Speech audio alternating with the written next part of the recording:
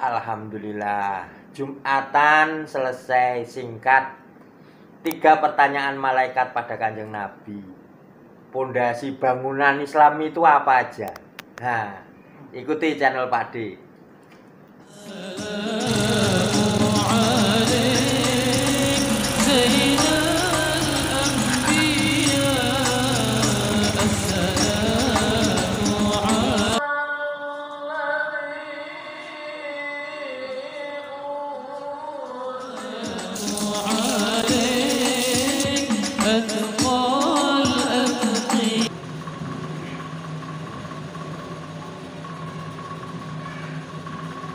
Innal hamdalillah nahmaduhu wa nasta'inuhu wa nastaghfiruh wa na'udzu billahi min shururi anfusina wa min sayyiati a'malina may yahdihillahu fala mudilla lahu wa may yudlil fala hadiya lahu asyhadu an la ilaha illallah wahdahu la syarika lahu wa asyhadu anna Muhammadan 'abduhu wa rasuluhu la nabiyya ba'dahu. Allahumma shalli wa sallim wa barik ala sayyidina wa maulana Muhammadin habibina abdillah wa ala alihi wa sahbihi wa mawalah. Qala Allah ta'ala fil Qur'anil Karim, a'udzu billahi minasy syaithanir rajim. Ya ayyuhalladzina amanu taqullaha haqqa tuqatih wa la tamutunna illa wa antum muslimun. Ya ayyuhan-nasu taqu rabbakum alladzi khalaqakum min nafsin wahidah wa khalaqa minha zawjaha wa ba'atha minhuma rijalan katsiran wa nisaa. Wattaqullaha alladzi tasaaluna bihi wal arham innallaha kana 'alaykum raqiba. Ya ayyuhalladzina amanu taqullaha wa qulu qawlan sadida yuslih lakum a'malakum wa yaghfir lakum dhunubakum.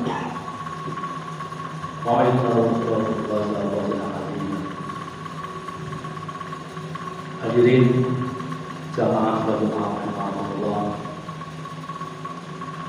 puji syukur kita panjatkan kehadirat Allah SWT atas segala nikmat yang dikaruniakan kepada kita semua, nikmat umur, nikmat sehat, nikmat sempat, nikmat hidayah kita takdir menjadi seorang muslim dalam Islam dan iman, dan juga nikmat sempat bisa berkumpul di tempat yang mulia ini pada hari ini dalam rangka untuk melaksanakan perintahnya, yaitu menunaikan sholat Jumat berjamaah. Salawat dan salam semoga tercurahkan kepada imam kita, suri teladan kita, junjungan kita Nabi Muhammad SAW, dan juga keluarganya, para zulannya, para sahabat tabi'in, dan juga berikutnya di yaumil qiyamah. Semoga semua yang hadir di sini telah akan mendapatkan syafaatnya di yaumil qiyamah. Amin ya rabbal alamin.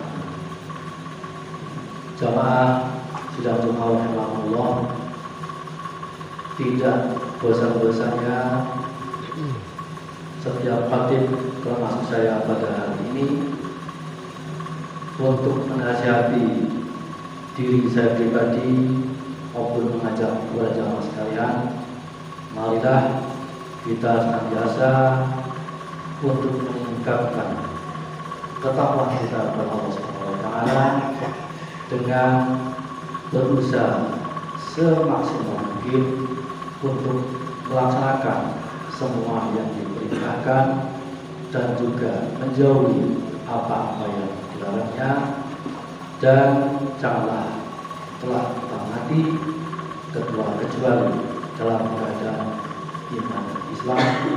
Semoga Allah SWT telah memanggil kita dalam keadaan husnul khotimah. Amin ya rabbal alamin. Hadirin jamaah dan jemaah rahimahullah, Islam itu dibangun di atas 3 fondasi Waktu itu malaikat Jibril mendatangi Rasulullah ketika Rasulullah SAW sedang bersama para sahabat. Kemudian bertanya kepada Rasulullah SAW, wahai Muhammad, jelaskan kepadaku apa itu Islam. Kemudian Rasulullah SAW menjawab kepada malaikat Jibril bahwa Islam adalah engkau bersaksi bahwa tidak ada ilah atau sembahan yang berhak disembah selain Allah, dan bersaksi bahwa Muhammad adalah utusan Allah. Kemudian yang berikutnya, dan engkau mendirikan sholat, kemudian menunaikan zakat, dan berpuasa di bulan Ramadan, serta menunaikan ibadah haji di Baitullah jika mampu untuk melakukan. Itulah yang kemudian dikenal oleh kita semua sebagai rukun Islam yang 5. Kemudian Jibril melanjutkan pertanyaannya, wahai Muhammad, jelaskan kepadaku apa itu iman. Kemudian Rasulullah SAW menjawab kepada Jibril bahwa iman adalah engkau beriman kepada Allah SWT, beriman kepada para malaikatnya, beriman kepada kitab-kitabnya, beriman kepada rasul-rasulnya, beriman kepada hari akhir, dan yang terakhir adalah engkau beriman kepada qada dan qadar atau takdir, baik yang baik maupun yang buruk, yang itu dikenal oleh kita semua sebagai rukun iman yang 6. Kemudian pertanyaan ketiga, Jibril bertanya kepada Rasulullah SAW, wahai Muhammad, jelaskan kepadaku apa itu ihsan. Kemudian Rasulullah SAW menjawab, ihsan adalah engkau berbuat sesuatu atau beribadah seolah-olah engkau melihat Allah Subhanahu wa Ta'ala. Jika engkau tidak bisa melihat Allah, maka sesungguhnya Allah itu melihat kamu. Itulah ihsan.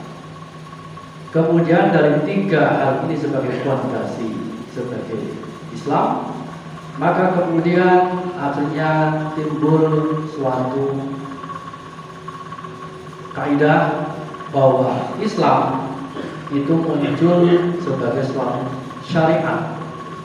Akhirnya muncul ilmu-ilmu fikih yang menjelaskan bagaimana tata cara beribadah, bagaimana cara sholat, bagaimana cara zakat, bagaimana cara berpuasa, dan lain sebagainya, termasuk bagaimana cara melaksanakan ibadah haji.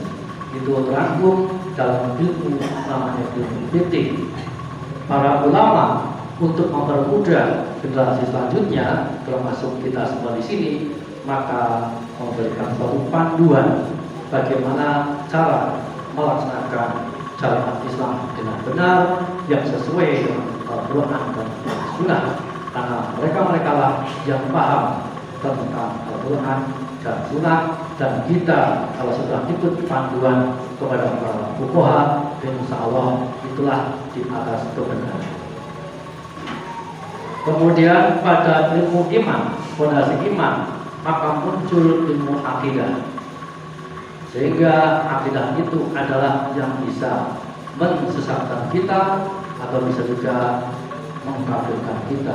Kurang dalam akidah, maka akidah harus kita berhati-hati.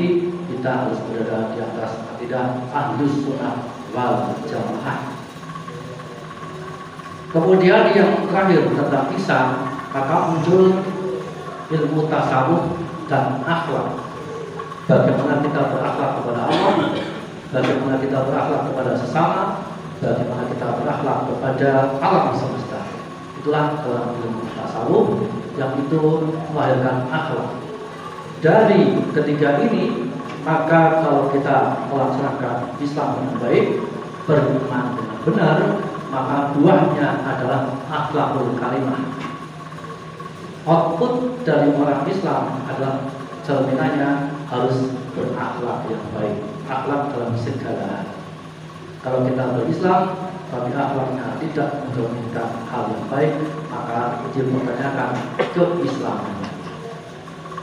Demikian mungkin yang bisa kami sampaikan. Semoga yang